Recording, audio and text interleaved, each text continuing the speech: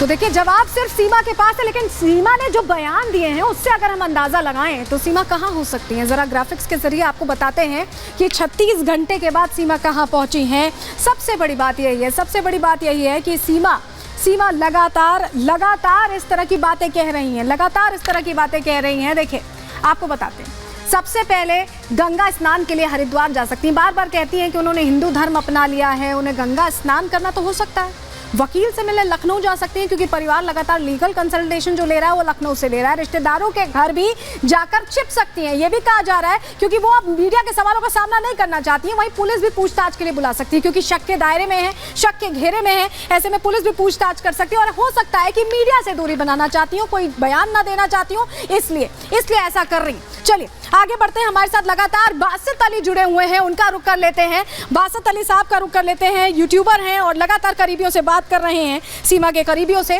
बासित अली साहब, आपने 2 करीबियों का इंटरव्यू लिया, एक उनके एक्स बॉयफ्रेंड और एक उनकी क्लोज फ्रेंड, जिनके नाम आपने जरूर जाहिर नहीं किए, लेकिन जो बातें वो कह रहे हैं वो कितने सच हो सकते हैं? क्या प्रूफ है कि बातें सच हैं?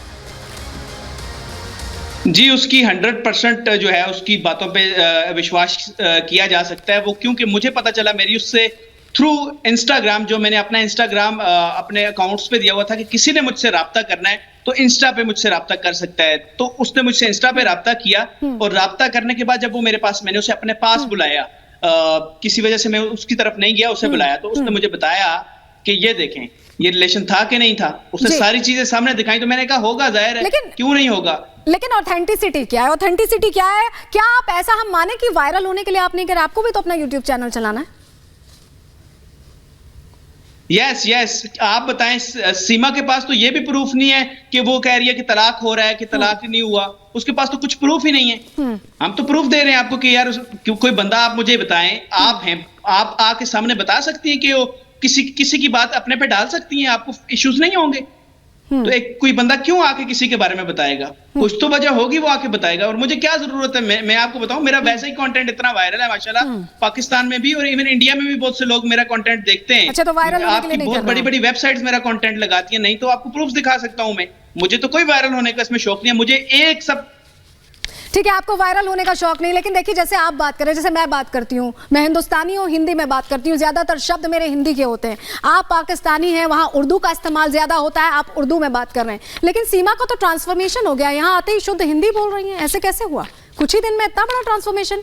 हमारी तो आदत नहीं बदलती इतने कम। आपको मैं उसका पॉइंट कौन सा समझाऊं? जब उसने शहबाज शरीफ को शहबाज कहा, जब उसने नवाज शरीफ को नवाज कहा, तो कैसे पाकिस्तान में रहने वाला कम से कम अपने लीडर का नाम, तो अपने पॉलिटिशियन का नाम तो सही लेगा। वो नवाज शरीफ बोलेगा, नवाज नहीं बोलेगा। तो इसीलिए तो सवाल खड़े हो रहे हैं, इसीलिए तो प्रश्न पूछे जा रहे हैं कि क्या पाकिस्तान ने ट्रेनिंग करके भेजा, इसीलिए तो शक हो रहा है। बासित अली साहब, जवाब ये है कि आपके पास पहले एक लड़की आई जिसका नाम इकरा था, माइलम की इस तरह का कोई नाम था लड़के का जिससे मोहब्बत उसको होती है, वो आई, उसको डिपोर्ट वापस कर दिया जाता है पाकिस्तान में। क्यों? आप जी उसके बाद मुझे बताएं कि इसको आपकी कोर्ट्स जो है वो बेल दे रही है, वो हर इजी माहौल एनवायरनमेंट पैदा कर रही है। वजह ये है कि ये एक पॉलिटिशियन के साथ इन्वॉल्व है। अच्छा, और वो पॉलिटिशियन आपका फेमस तरीन पॉलिटिशियन है। नहीं, कौन सा राजनेता है? पाकिस्तान का राजनेता है, भारत का राजनेता है? आप क्या बताना चाह रहे हैं? कहां का राजनेता इन्वॉल्व है जो मदद कर रहा है सीमा को? भारत का। मैं 2 डेज में सचिन, मैं आपको कहा है, सचिन तो कोई गेम में है ही नहीं। अच्छा। असल वो पॉलिटिशियन है जिसको आपकी, मैं नाम देखिए, तो आपकी इंटेलिजेंस एजेंसी है, वो उसको नहीं पकड़ सकती। क्यों नहीं पकड़ रही? क्यों उस पॉलिटिशियन की बातें नहीं करी? अब मुझे यह बताएं कि वो अब सामने क्यों नहीं आ रही? वो डर गई है, जो चीजें उसको दिखाई गई है, वो क्यों सामने आपके चैनल पे अब नहीं आती, या किसी और चैनल पे क्यों नहीं आ रही? उसकी वजह है ना, जब मैंने पॉलिटिशियन का नाम ले लिया है तो अब उसको हर तरफ से रोका जा रहा है।